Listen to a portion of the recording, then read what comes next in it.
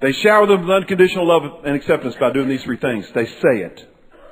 Walk up to your mom and your dad's students and say, Mom and Dad, I love you. I'm so grateful for you.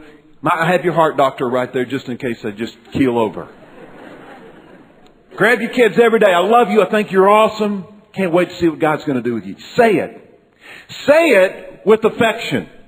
Dads, I've met a lot of your boys, and as I say it with affection, you're not getting excited here. Your boys are developing whiskers, and they like stink a lot.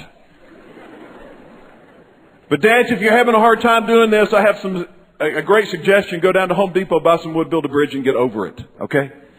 Say it with affection.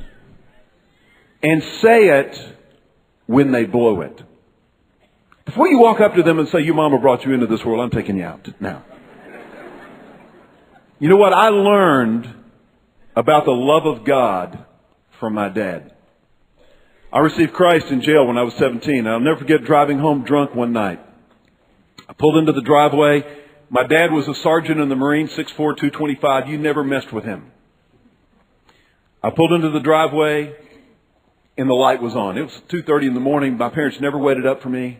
I didn't have a curfew. I should have, but I didn't. And it was okay to drink at home, but we could never drink and drive.